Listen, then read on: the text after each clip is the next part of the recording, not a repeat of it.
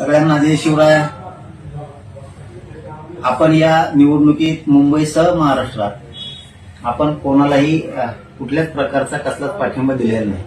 काही जणांनी काही बांधवांनी कुठं कुठं पाठिंबा दिलेला असेल किंवा त्यांचा तो वैयक्तिक काही जणांनी निर्णय घेतलेला असेल, त्यांना तो अधिकार आहे. त्यांचा अधिकार आपण हिसकून नाही घेऊ शकत. परंतु मी स्वतः कोणालाही कुठला पक्ष नाही, महाविकास आघाडी नाही किंवा महायुती नाही, आपण कोणालाही पाठिंबा कसल्याच प्रकारचा दिलेला नाही. कोणाचे काही पत्रकं प्रसिद्ध झाले असतील पाठिंब्याचे किंवा अनेक काही मुंबईमध्ये काही प्रकार झाले असतील, परंतु माझा कोणालाही अक्षरशः खरं सांगतो कसं कुठलाही पाठिंबा नाही.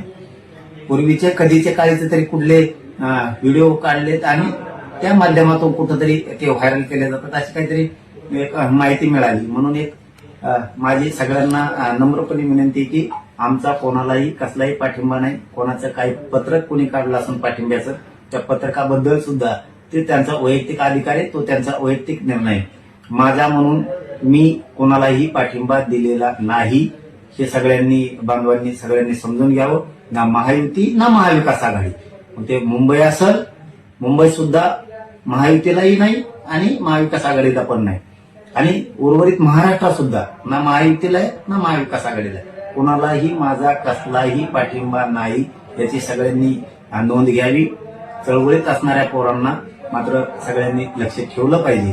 आणि मराठा समाजाला विरोध करणारे, मराठा समाजाच्या आरक्षणाला विरोध करणारे, ते जर कुठं कुणी उभे असतील तर त्यांना मात्र मराठा समाजाने कधीही सहकार्य करू नये.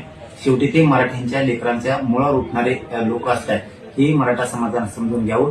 पुन्हा पुन्हा एकदा तेच सांगतो की पूर्वीच्या कधीच्या क्लिप बाहेर काढून ते आता व्हायरल करून पाठिंबा असं जर कोणी म्हणत असेल तर ते चुकीचं आहे. मी मुंबईसह महाराष्ट्रात कुठंही ना महायुतीला ना महाविकास आघाडीला कुठेही मी पाठिंबा दिलेला नाही. कोणाचं पत्रक जरी असलं पाठिंब्याचं तरी त्या पत्रकाशी माझा काही संबंध नाही. धन्यवाद.